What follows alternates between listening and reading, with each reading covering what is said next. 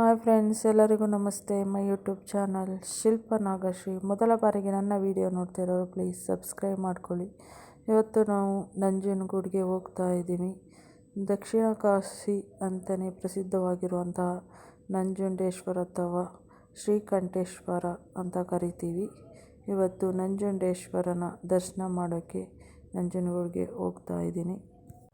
ಇವಾಗ ದೇವಸ್ಥಾನಕ್ಕೆ ಬಂದ್ವಿ. ಮೊದಲಿಗೆ ಶಿವನ ದರ್ಶನ ಆಯಿತು. ಇವಾಗ ದೇವಸ್ಥಾನದೊಳಗಡೆ ಹೋಗೋಕ್ಕೆ ಬಂದಿದ್ದೀವಿ, ದೇವರಿಗೆ ಪೂಜೆ ಮಾಡಿಸೋಕ್ಕೆ. ಇಲ್ಲಿ ಒಂದು ಹರಕೆನೂ ಕೂಡ ಇತ್ತು, ಹಾಗೆ ಹರಕೆ ತೀರಿಸೋಣ ಅಂತ ತಗೋತಾ ಇದ್ದೀನಿ.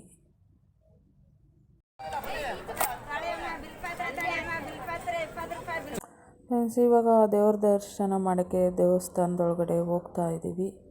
ಇವತ್ತು ಅಷ್ಟೊಂದೇನು ರಶ್ ಇರಲಿಲ್ಲ. ಹುಣ್ಣಿಮೆ ದಿನ ಅಂತೂ ಸಿಕ್ಕಾಬಟ್ಟೆ ರಶ್ ಇರುತ್ತೆ, ಅಷ್ಟು ರಶ್ ಇರುತ್ತೆ.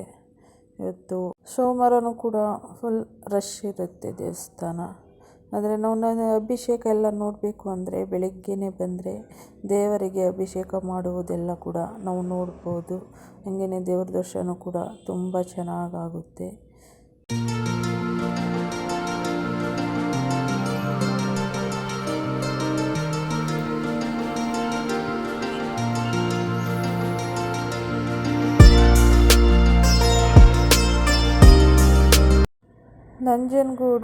ನಂಜುಂಡೇಶ್ವರ ದೇವಸ್ಥಾನ ಪಕ್ಕದಲ್ಲೇ ಕೂಡ ರಾಯರ ಮಠ ಇದೆ ಫ್ರೆಂಡ್ಸ್.